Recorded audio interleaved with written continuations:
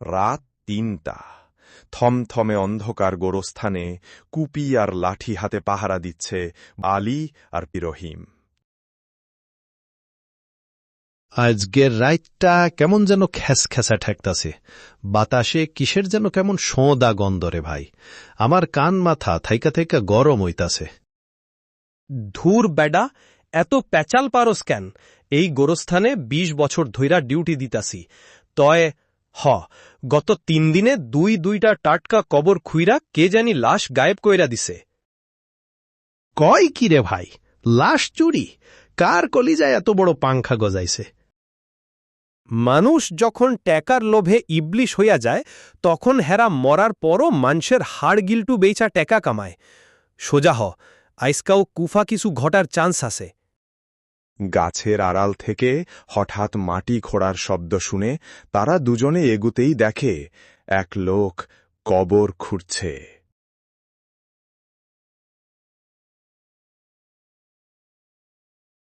ওই যে দেখেন, ইবলিশের পোলা কবর খুঁড়তাছে।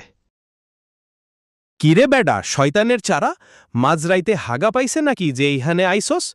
কি করস এইখানে? পাগলের দল, মাঝরাইতে হিরো হইতে আইসোস? জানিস এই টাটকা লাশের দাম কত?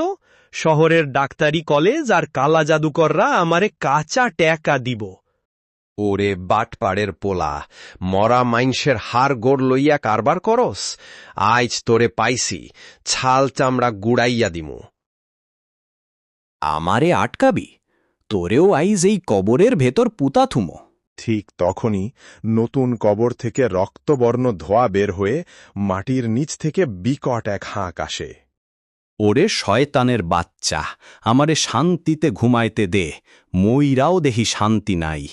তয় আয় আমার লগে, তোরে লইয়াই আজ কবরে ঢুকমো, একসাথে থাকমো। আয় আয় আমার লগে আয়। এ তো কালকে যেই রফিক ভাইরে কাফন পরাইলাম, হেই রফিক ভাইয়ের গলা। এড়ি কিসের আওয়াজ রে বাপরে? মাটির নিচ থাইকা কেডা কথা কয়? ওরে বাপরে, আমারে খাইয়া ফেলল রে। ছেড়ে দে ভাই, আর কোনো দিন গোরস্থানের দিকে চোখ তুললা চামু না। বাঁচাও রে। চোর বস্তা ও কোদাল ফেলে কোনো মতে জীবন নিয়ে চম্পট দেয়। চারপাশ আবার শান্ত হয়ে আসে। জ্যান্ত মানসে না পারলেও মরা মানসে ঠিকই বিচার কইরা দিল চাচা। রে রহিম, ট্যাকার লোভে মানুষ যখন জানোয়ার হয়, তখন উপরওয়ালা এইভাবেই কড়া ডোজ দেয়। চল, কবরটা আবার মাটি দিয়া ঢাইকা দি। পাপ কখনো চাপা থাকে না। লোভে পইরা যারা মরা মানুষ লইয়া কারবার করে, উপরালা তাদের উপযুক্ত সাইজ ঠিকই কইরা দেয়।